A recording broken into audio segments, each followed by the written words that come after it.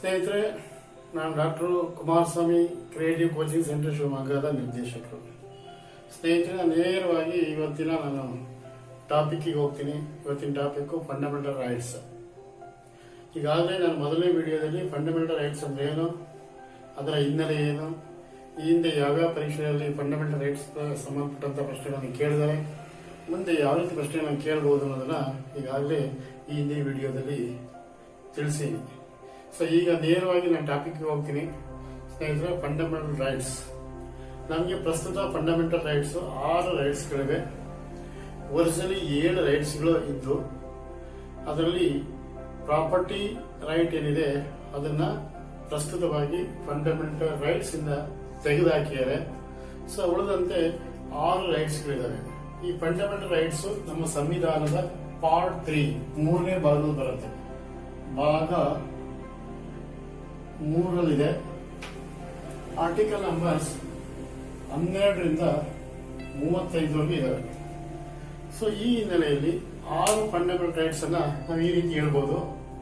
ಮೊದಲನೇದು right to equality, article number 14 to 18. ಎರಡನೇದು right to freedom 19 to 22. ಮೂರನೇದು right against exploitation 23ರಿಂದ article number 24.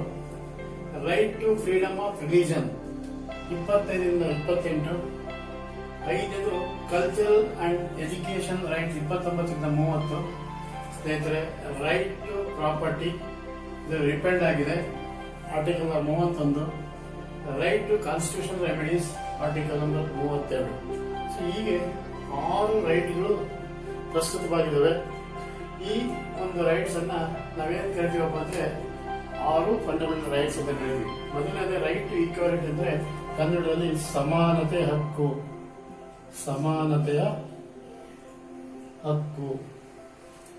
ಎರಡನೇದು ರೈಟ್ ಟು ಫ್ರೀಡಮ್ ಅಂದ್ರೆ ಸ್ವಾತಂತ್ರ್ಯದ ಹಕ್ಕು, ಸ್ವಾತಂತ್ರ್ಯದ ಹಕ್ಕು. ಮೂರನೇದು ರೈಟ್ ಎಗೇನೆಸ್ಟ್ ಎಕ್ಸ್ಪ್ಲಾಯ್ಟೇಷನ್ ಅಂದ್ರೆ ಶೋಷಣೆ ವಿರುದ್ಧ ಹಕ್ಕು, ಶೋಷಣೆ ವಿರುದ್ಧ ಹಕ್ಕು. ರೈಟ್ ಟು ಫ್ರೀಡಮ್ ಅಂದ್ರೆ right to freedom of religion ಧಾರ್ಮಿಕ ಸ್ವಾತಂತ್ರ್ಯದ ಹಕ್ಕು, ಧಾರ್ಮಿಕ ಸ್ವಾತಂತ್ರ್ಯದ ಹಕ್ಕು. ಕಲ್ಚರಲ್ ಅಂಡ್ ಎಜುಕೇಶನ್ ರೈಟ್ ಅಂದ್ರೆ ಸಾಂಸ್ಕೃತಿಕ ಮತ್ತು ಶೈಕ್ಷಣಿಕ ಹಕ್ಕು, ಸಾಂಸ್ಕೃತಿಕ ಮತ್ತು ಶೈಕ್ಷಣಿಕ ಹಕ್ಕು. ನಾಲ್ಕನೇದು ಪ್ರಾಪರ್ಟಿ. ಪ್ರಾಪರ್ಟಿ ಈಗಾಗಲೇ ಹೇಳಿದ್ದೀನಿ ನಾನು, ಆಸ್ತಿ ಹಕ್ಕು ಅಂತ ಕರಿತೀವಿ. ಆಸ್ತಿಯ ಹಕ್ಕನ್ನ ಈಗಾಗಲೇ ನಮ್ಮ ಸಂವಿಧಾನದ ಫಂಡಮೆಂಟಲ್ ರೈಟ್ಸ್ ಇಂದ ಡ್ರಾಪ್ ಮಾಡಿದ್ದಾರೆ, ಆಸ್ತಿಯ ಹಕ್ಕು. ನೆಕ್ಸ್ಟ್ ರೈಟ್ ಟು ಕಾನ್ಸ್ಟಿಟ್ಯೂಷನ್ ಸಂವಿಧಾನ ಪರಿಹಾರ ಹಕ್ಕು, ಸಂವಿಧಾನದ ಪರಿಹಾರದ ಹಕ್ಕು. ಸ್ನೇಹಿತರೆ, ಹೀಗೆ 6 ನಮಗೆ ಪ್ರಸ್ತುತ ಹಕ್ಕುಗಳಿದಾವೆ. ನೆನ್ಪಿಟ್ಕೊಳ್ಳಿ, ಸುಲಭವಾಗಿ ಹೇಗೆ ನೆನ್ಪಿಟ್ಕೊಂಡು ಯಾವ್ಯಾವ ಬರ್ತದೆ ಅಂತ ಹೇಳಿದ್ರೆ 5, 4, 2, 4, 2, 1, 1, 1, 2, 3, 4, 5, 6, 7. ಸ್ನೇಹಿತರೆ, 5 ಆರ್ಟಿಕಲ್ ನಂಬರ್ಸ್ಗಳು ರೈಟ್ ಟು ಈಕ್ವಾಲಿಟಿ ಬರ್ತದೆ. 4 ಆರ್ಟಿಕಲ್ ನಂಬರ್ಗಳು ರೈಟ್ ಟು ಫ್ರೀಡಮ್ 19, 20, 21, 22. ಸೊ 4 ಸ್ವಾತಂತ್ರ್ಯದ ಹಕ್ಕಲ್ಲಿ ಆರ್ಟಿಕಲ್ ನಂಬರ್ ಬರ್ತವೆ. ಮೂರನೇದು 2 ಆರ್ಟಿಕಲ್ ನಂಬರ್ಗಳು ರೈಟ್ ಎಗೇನೆಸ್ಟ್ ಎಕ್ಸ್ಪ್ಲಾಯ್ಟೇಷನ್ ಶೋಷಣೆ ವಿರುದ್ಧ ಹಕ್ಕಿನಲ್ಲಿ 2 ಆರ್ಟಿಕಲ್ ನಂಬರ್ ಬರ್ತವೆ. ನೆಕ್ಸ್ಟ್ 4ನೇದಲ್ಲಿ 4 ಆರ್ಟಿಕಲ್ ನಂಬರ್ ಬರ್ತವೆ. ಸೊ ಅದು right to freedom of religion ಧಾರ್ಮಿಕ ಸ್ವಾತಂತ್ರ್ಯ 25, 26, 27, 25 4 ಬರ್ತವೆ. 5ನೇ ರೈಟ್ಸ್ ಅಲ್ಲಿ ಬರ್ತದೆ, that is cultural and education right 2 ಬರ್ತವೆ, 29 ಮತ್ತೆ 30. ನೆಕ್ಸ್ಟ್ ನಾನು ಈಗಾಗಲೇ ತಗೊಂಡಿದ್ದೀನಿ ಆಸ್ತಿ ಹಕ್ಕು ಅಂತಿದೆ. ಆಸ್ತಿ ಹಕ್ಕು ಆರ್ಟಿಕಲ್ 31 ಬರ್ತದೆ. ಅದನ್ನ 1978ರಲ್ಲಿ 44ನೇ ತಿದ್ದುಪಡಿಯಲ್ಲಿ ಡ್ರಾಪ್ ಮಾಡಿದರೆ. ಮುಂದೆ ನಾನು ವಿವರವಾಗಿ ಹೇಳ್ತೀನಿ ಯಾಕೆ ಅದನ್ನ ಡ್ರಾಪ್ ಮಾಡಿದ್ರೆ ಫಂಡಮೆಂಟಲ್ ರೈಟ್ಸ್ ಇಂದ ಅನ್ನೋದನ್ನ ನಾನು ವಿವರವಾಗಿ ಹೇಳ್ತೀನಿ. ಸ್ನೇಹಿತರೆ, ಆಸ್ತಿ ಹಕ್ಕು 1 ಬರ್ತದೆ. Last right to constitution remedies article number 32 1 ಬರ್ತದೆ. ಹಾಗಾಗಿ ಸ್ನೇಹಿತರೆ ನೆನ್ಪಿಟ್ಕೊಳ್ಳಿ, ಈಸಿಯಾಗಿ ಸುಲಭವಾಗಿ ನೆನ್ಪಿಟ್ಕೋಬಹುದು. ಈ ಫಂಡಮೆಂಟಲ್ ರೈಟ್ಸ್ ನಮಗೆ ಬದುಕಲಿಕ್ಕೆ ಅತ್ಯವಶ್ಯಕವಾಗಿ ಬೇಕಾದಂತಹ ಹಕ್ಕುಗಳಾಗಿವೆ. ಯಾವುದೇ ಜಾತಿ, ಧರ್ಮ, ಜನಾಂಗ, ಭಾಷೆ, ಲಿಪಿ ಇವುಗಳ ಆಧಾರದ ಮೇಲೆ ಡಿಸ್ಕ್ರಿಮಿನೇಟ್ ಮಾಡದಂತೆ ಎಲ್ಲರೂ ಸ್ವತಂತ್ರವಾಗಿ ಸೌಹಾರ್ದವಾಗಿ ಭಾವೈಕ್ಯತೆಯಿಂದ ಸಾಮಾಜಿಕ ಹಿನ್ನೆಲೆಯಲ್ಲಿ ನಾವು ಬದುಕಲಿಕ್ಕೆ ಅತ್ಯಂತ ಅಗತ್ಯವಾಗಿ ಬೇಕಾದಂತಹ ಸೂತ್ರಗಳು, ಹಕ್ಕುಗಳು, ರಕ್ಷಣಾತ್ಮಕವಾದಂತಹ ಅಂಶಗಳು, ಕಾನ್ಸ್ಟಿಟ್ಯೂಷನಲ್ ಪ್ರೊಡಕ್ಟಿವ್ ಲಾಸ್ಗಳು ಅಂತ ಹೇಳಿದ್ರೆ ಫಂಡಮೆಂಟಲ್ ರೈಟ್ಸ್. ಸೊ ಈ ಕಾರಣಕ್ಕೋಸ್ಕರವಾಗಿ ಫಂಡಮೆಂಟಲ್ ರೈಟ್ಸ್ ಭಾರತ ದೇಶದ ಕಟ್ಟ ಕಡೆಯ ಸಿಟಿಜನ್ ಇಂದ ಅತ್ಯುನ್ನತವಾದ ಸ್ಥಾನದಲ್ಲಿರ್ತಕ್ಕಂತಹ ಆಗರ್ಭ ಶ್ರೀಮಂತರಿಗೂ ಸಹ ಒಂದೇ ರೀತಿಯಾದಂತಹ ರಕ್ಷಾ ಕವಚವಾಗಿದ್ದಾವೆ, ಕಾನೂನಾತ್ಮಕವಾದಂತಹ ರಕ್ಷಣೆ ಹಕ್ಕುಗಳಾಗಿವೆ.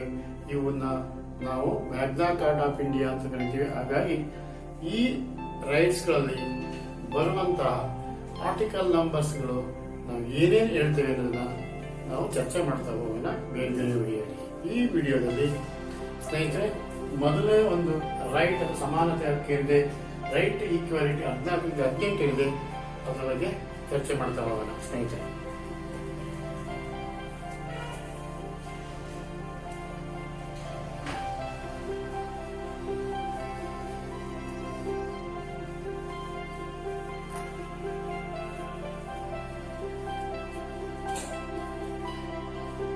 ಈ ಸಮಾನತೆ ಹಕ್ಕಿನಲ್ಲಿ ಆರ್ಟಿಕಲ್ ನಂಬರ್ಸ್ ಸಂವಿಧಾನ ವಿಧಿ ಆರ್ಟಿಕಲ್ ನಂಬರ್ಸ್ 14 ಬರ್ತದೆ, 15 ಬರ್ತದೆ, 16 ಬರ್ತದೆ, 17 ಬರ್ತದೆ, 18 ಬರ್ತದೆ. ಸ್ನೇಹಿತರೆ, ನಾನು ಈಗಾಗಲೇ ಹೇಳಿದೆ ಮೊದಲನೇ ಫಂಡಮೆಂಟಲ್ ರೈಟ್ಸ್ ಅಲ್ಲಿ 5 ಆರ್ಟಿಕಲ್ ನಂಬರ್ ಇವೆ.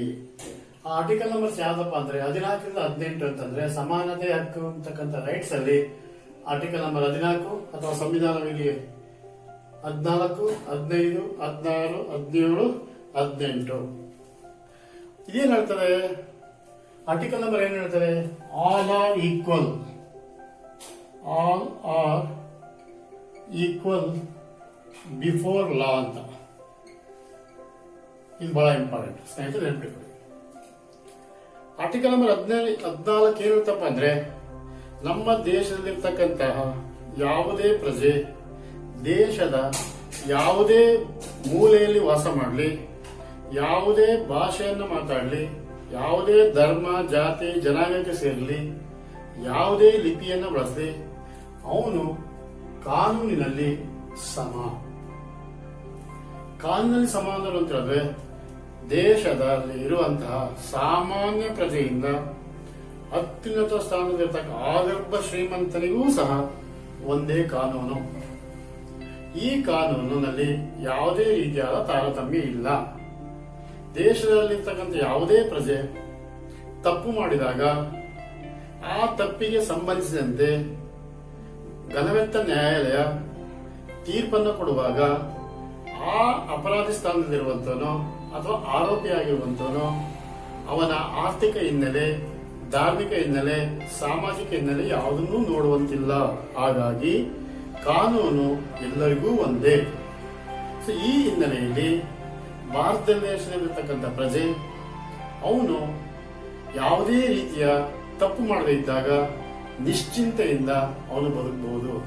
ಅರ್ಥಾತ್ ಶ್ರೀಮಂತನಾಗಿರ್ತಕ್ಕಂಥ ವ್ಯಕ್ತಿ ನಾನು ಶ್ರೀಮಂತ, ನಾನು ಏನಾದ್ರು ಅಪರಾಧಿ ಮಾಡಿದ್ರು ಸಹ ಬದುಕಬಹುದು ಅನ್ನತಕ್ಕಂಥ ಒಂದು ಮನೋಭಾವನೆ ಅವನಲ್ಲಿ ಯಾವುದೇ ಕಾರಣಕ್ಕೂ ಇರೋಂಗಿಲ್ಲ. ಸೊ ಈ ಹಿನ್ನೆಲೆಯಲ್ಲಿ ಕಾನೂನಿನ ಪ್ರಕಾರ ಅಪರಾಧಿಗಳು, ಆರೋಪಿಗಳು ಒಂದೇ ಅಥವಾ ಅವರ ರಕ್ಷಣೆಗೆ ಎಲ್ಲರಿಗೂ ಸಹ ಕಾನೂನು ರಕ್ಷಣಾತ್ಮಕವಾಗಿದೆ. ಒಂದು ವೇಳೆ ಒಬ್ಬ ಸಾಮಾನ್ಯ ಪ್ರಜೆನಿಗೆ ಕಾನೂನು ಮೀರಿ ಅವನಿಗೆ ಶಿಕ್ಷೆ ವಿಧಿಸಲ್ಪಟ್ಟಿದ್ರೆ ಅಂತಹ ಸಂದರ್ಭದಲ್ಲಿ ನ್ಯಾಯಾಲಯ ಅವನು ಅವನಿಗೆ ಸೂಕ್ತ ನ್ಯಾಯವನ್ನು ದೊರಕಿಸಿಕೊಡುತ್ತೆ. ಹಾಗಾಗಿ ಆರ್ಟಿಕಲ್ ನಂಬರ್ 14 ಏನಂತ ಹೇಳುತ್ತಪ್ಪ ಅಂತ ಹೇಳಿದ್ರೆ all are equal before law.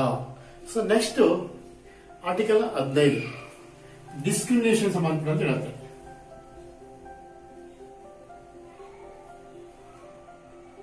Discrimination ಸಂಬಂಧಪಟ್ಟಂತೆ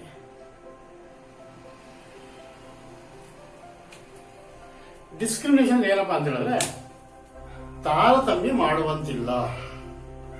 ಯಾವಾಗ ಒಂದ್ಸರಿ ನಾನು ಈಗಾಗಲೇ ಹೇಳಿದ್ದಲ್ಲ, ನಮ್ಮ ದೇಶದ ಯಾವುದೇ ಪ್ರಜೆ, ಯಾವುದೇ ಧರ್ಮ, ಜಾತಿ, ಜನಾಂಗ, ಲಿಪಿ, ಭಾಷೆ, ರಾಜ್ಯದ ಎಲ್ಲವೇ ಆಗಿರಲಿ, ಅವನ ಆರ್ಥಿಕ, ಸಾಮಾಜಿಕ, ಶೈಕ್ಷಣಿಕ ಹಿನ್ನೆಲೆ ಆಧಾರದ ಮೇಲೆ ಯಾವುದೇ ಕಾರಣಕ್ಕೂ ತಾರತಮ್ಯ ಮಾಡುವಂತಿಲ್ಲ. ಅರ್ಥಾತ್ ಮಹಿಳೆ ಮತ್ತು ಪುರುಷ ಎನ್ನ ಕಾರಣಕ್ಕೋಸ್ಕರವಾಗಿಯೂ ಸಹ ತಾರತಮ್ಯ ಮಾಡುವಂತಿಲ್ಲ. ಯಾವಾಗ ಸರ್ಕಾರಿ ಸೌಲಭ್ಯತೆಗಳನ್ನು ಕೊಡುವಾಗ, ಅಥವಾ ಶಿಕ್ಷಣವನ್ನು ಒದಗಿಸುವಾಗ, ಅಥವಾ ಅವನಿಗೆ ಉದ್ಯೋಗ ನೀಡುವಂತದಲ್ಲಿ, ಅಥವಾ ರಾಜಕೀಯವಾಗಿ ಅವನಿಗೆ ಸೌಲಭ್ಯತೆಗಳನ್ನು ಒದಗಿಸುವ ಸಂದರ್ಭದಲ್ಲಿ, ಸೊ ಈ ಕಾರಣದಿಂದ ಸಮಾಜದಲ್ಲಿರ್ತಕ್ಕಂಥ ಯಾವುದೇ ನಾಗರಿಕ, ಯಾವುದೇ ಪ್ರಜೆಗೆ ಸರ್ಕಾರ ಅಥವಾ ಯಾವುದೇ ಸಂಸ್ಥೆಗಳು ತಾರತಮ್ಯ ಮಾಡುವಂತಿಲ್ಲ. ಈ ಕಾನೂನಿನ ಅಡಿಯಲ್ಲಿ ನಮ್ಮ ಭಾರತ ದೇಶದ ಪ್ರಜೆ ಅವನು ಯಾವುದೇ ಶಿಕ್ಷಣ ಸಂಸ್ಥೆಯಲ್ಲಿ ಅವನು ಸೇರಬಹುದು, ಅಥವಾ ಯಾವುದೇ ಹುದ್ದೆಗಳಲ್ಲಿ ಅವನಿಗೆ ಸೇರ್ಕೊಳ್ಳಕ್ಕೆ ಅವನ ಸಾಮರ್ಥ್ಯ ಇದೆ, ಅರ್ಹತೆ ಇದೆ. ಈ ಕಾರಣದಿಂದ ಆರ್ಟಿಕಲ್ ನಂಬರ್ 15 ಡಿಸ್ಕ್ರಿಮಿನೇಷನ್ ಪ್ರೊಹಿಬಿಷನ್ ಬಗ್ಗೆ ಹೇಳ್ತದೆ.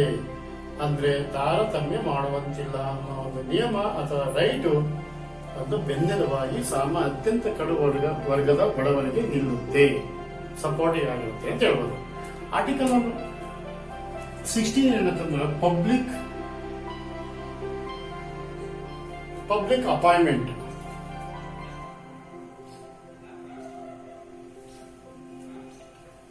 ಅಥವಾ government appoint, public appointment or government appointment. ಅಂದ್ರೆ ಈ ಆರ್ಟಿಕಲ್ ನಂಬರ್ 16 ಹೇಳ್ತಾ ಬಂದ್ರೆ, ಒನ್ಸ್ ಅಗೇನ್ ಸರ್ಕಾರಿ ಉದ್ಯೋಗಗಳಾಗಿರ್ಬೋದು ಅಥವಾ ಸಾರ್ವಜನಿಕ ಸಂಸ್ಥೆಗಳಾಗಿರ್ಬೋದು, ಅವುಗಳು ಉದ್ಯೋಗವನ್ನು ನೀಡುವಂತ ಸಂದರ್ಭದಲ್ಲಿ ಮಹಿಳೆ ಮತ್ತು ಪುರುಷರನ್ನ ಒಂದು ಕಾರಣಕ್ಕೋಸ್ಕರ ತಾರತಮ್ಯ ಮಾಡುವಂತಿಲ್ಲ, ಅಥವಾ ಜಾತಿಯ ಆಧಾರದ ಮೇಲೆ ಪರಿಶಿಷ್ಟ ಜಾತಿ, ಪರಿಶಿಷ್ಟ ವರ್ಗ, ಹಿಂದೂ, ಮುಸ್ಲಿಂ, ಕ್ರೈಸ್ತ ಧರ್ಮದ ಆಧಾರದ ಮೇಲೆ ತಾರತಮ್ಯ ಮಾಡುವಂತಿಲ್ಲ. ಎಲ್ಲರಿಗೂ ಸಹ ಒಂದು ಇತಿಮಿತಿಯಲ್ಲಿ ಕಾನೂನಿನ ಚೌಕಟ್ಟಿನಲ್ಲಿ ಸಮಾನವಾದ ಅವಕಾಶವನ್ನ ಕೊಡಬೇಕಾಗುತ್ತೆ. ಸೊ ಈ ಹಿನ್ನೆಲೆಯಲ್ಲಿ ಕೇಂದ್ರ ಸರ್ಕಾರದ ಹುದ್ದೆಗಳಾಗಿರ್ಬೋದು ಅಥವಾ ರಾಜ್ಯ ಸರ್ಕಾರದ ಹುದ್ದೆಗಳಾಗಿರ್ಬೋದು, ಹುದ್ದೆಯನ್ನು ನೀಡುವಾಗ ಮೀಸಲಾತಿಗೆ ಅನುಗುಣವಾಗಿ, ಆದರೆ ಈ ಹಿನ್ನೆಲೆಯಲ್ಲಿ ಯಾವುದೇ ಕಾರಣಕ್ಕೂ ತಾರತಮ್ಯ ಮಾಡದೆ ಅವರಿಗೆ ಕೆಲಸವನ್ನ ಕೊಡಬೇಕಾಗಿರುತ್ತೆ. ಆರ್ಟಿಕಲ್ ನಂಬರ್ 16 ಇರುತ್ತೆ. Article number 17 untouchability.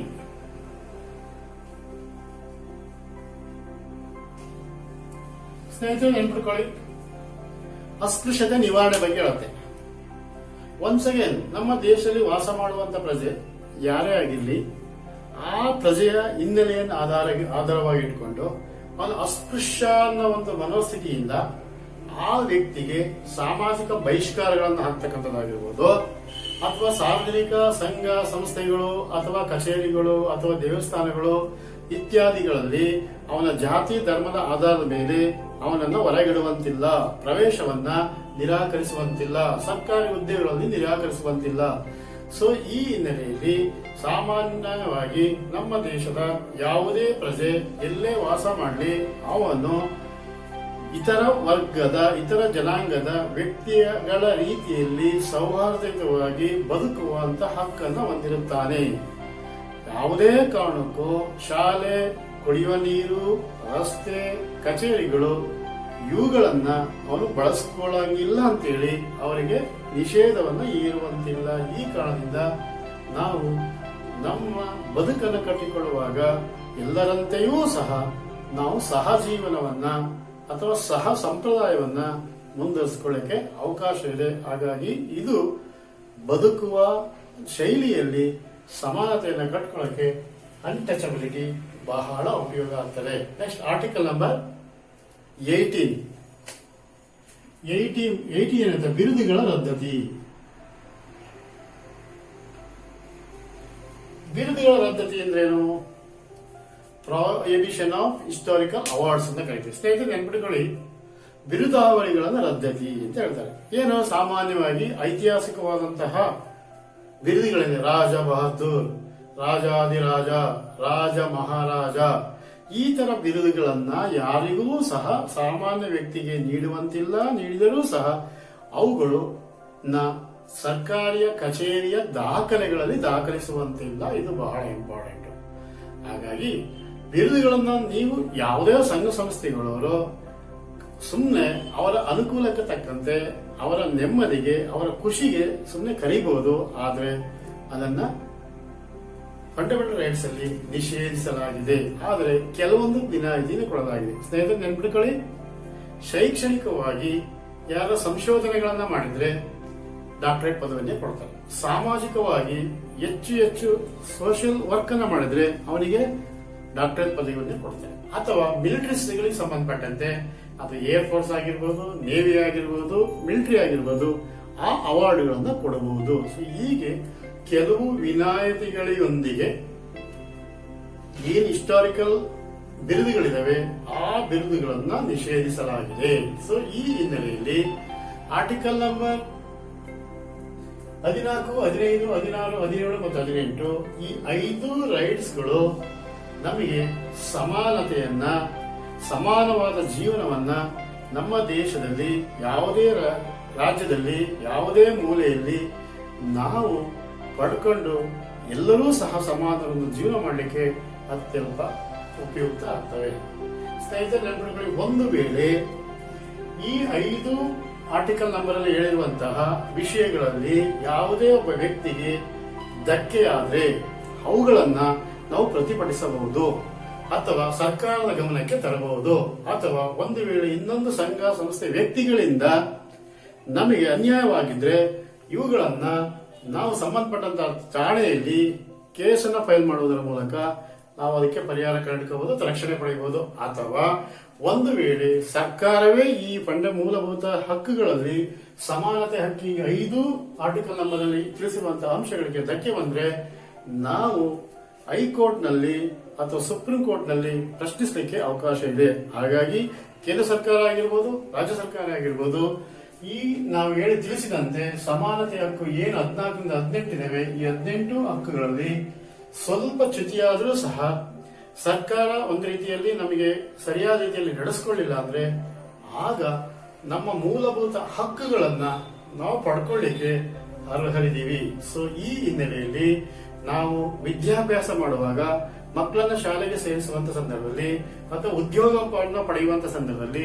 ಅಥವಾ ಸಮುದಾಯದಲ್ಲಿ ಬದುಕುವಂತ ಸಂದರ್ಭದಲ್ಲಿ, ಸಾರ್ವಜನಿಕ ಸಭೆ ಸಮಾರಂಭಗಳಲ್ಲಿ ಭಾಗವಹಿಸುವಾಗ, ಸಾರ್ವಜನಿಕ ಸಂಘ ಸಂಸ್ಥೆಗಳಲ್ಲಿ ಭಾಗವಹಿಸುವಾಗ, ಸಾರ್ವಜನಿಕ ಕೇಂದ್ರಗಳನ್ನ ಬಳಕೆ ಕೊಳ್ಳುವಂತ ಸಂದರ್ಭದಲ್ಲಿ ನಾವೇನಾದ್ರೂ ನಮಗೆ ಧಕ್ಕೆ ಆದ್ರೆ ಈ ಆರ್ಟಿಕಲ್ ನಂಬರ್ ಬೇಸ್ ಮೇಲೆ ನಾವು ಹಕ್ಕುಗಳನ್ನ ಪಡ್ಕೊಳ್ಳಕ್ಕೆ ನ್ಯಾಯವನ್ನ ದೊರಕಿಸ್ಕೋಬಹುದಾಗಿರುತ್ತೆ. ಈ ಹಿನ್ನೆಲೆಯಲ್ಲಿ ಸ್ನೇಹಿತರೆ ನೆನ್ಪಿಟ್ಕೊಳ್ಳಿ, 6 ಫಂಡಮೆಂಟಲ್ ರೈಟ್ಸ್ ಇದಾವೆ.